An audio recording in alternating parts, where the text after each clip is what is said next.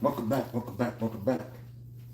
Top 50 underrated NFL wide receivers in NFL history. Let's get into it. Book that I did a decade ago. We're going to continue on with number 37, Charlie Joyner. Start with him. We're going to go even further about why he's underrated. Let's keep moving. Now, the great coach Bill Walsh once said that Charlie Joyner was the most intelligent, the most smartest, and the most calculating receiver the game has ever known. He retired with the most career receptions, receiving yards. Charlie Joyner had the most games played of any wide receiver in NFL history. So he did a lot that he had once he left the game. He retired with the most career receptions, receiving yards, games played of any wide receiver in NFL history.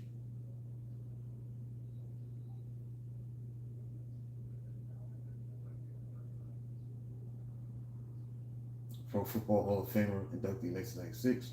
He was a force as the San Diego Chargers, as well as a three-time Pro Bowl, and four times exceeding 1,000 yards. 1980 AFC Championship game, Joyner had six catches for 130 yards and two touchdowns. 1982, Joyner caught seven passes for 108 yards in the infant Miami between the Dolphins and the Chargers, including a 29-yard reception on the penultimate play of the game, setting up the winning field goal.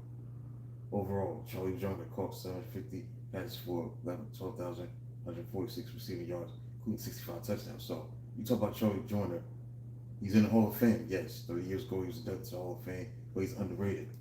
Think about this, man. He retired with the most reception receiving yards, games played, being wide receiver. When you talk about the greatest receivers, they're not going to mention his name. That's a possibility of that. Despite what he did in his career, he's still viewed as an underrated player. Now, why is he underrated? Because his quiet, humble persona. It contrasts with the flashy play styles of his era. He spent the first half of his career battling injuries, playing on run-heavy teams, being briefly shifted to defensive back. Late career breakout. Drafted out of Grambling University in 1969, he spent the first 7 years with the Houston Oilers and Cincinnati Bengals, so he split those years with those two teams. He did not really blossom to a superstar until he arrived at San Diego, in 1976 at age 29. So during his 11 seasons with the Chargers, when he was in San Diego, the Air Coryell effect, Don Coryell and that passing scheme that he had, playing alongside Hall of Fame quarterback Dan Fouts, because the offense that the Chargers had so many array of weapons. Kellen Winslow at tight end, John Jefferson. Joyner was often seen as the unsung card rather than the primary superstar. Again, the unassuming demeanor. Renowned coaching legend Bill Walsh once described him as the most calculating receiver the game has ever known. Despite his precise route running, elite football IQ, he was entirely averse to self-promotion and flash. He never cared to be a vocal star. He kept his profile very low, public profile low. So he caught 750 career receptions, over 12,000 receiving yards in a time when the NFL was predominantly a rushing league. So that's one of the reasons why he's underrated.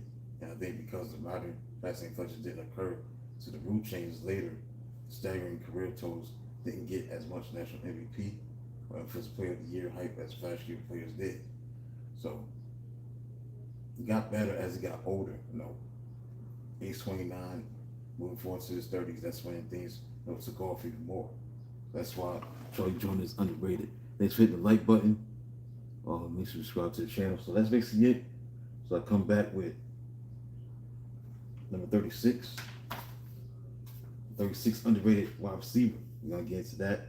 We continue the countdown of the underrated, no one underrated wide receiver. We haven't got to that yet. We're going to get to that sometime this week, but not today. But like I said, it's going to get better and better with this countdown. So until then, talk to you soon.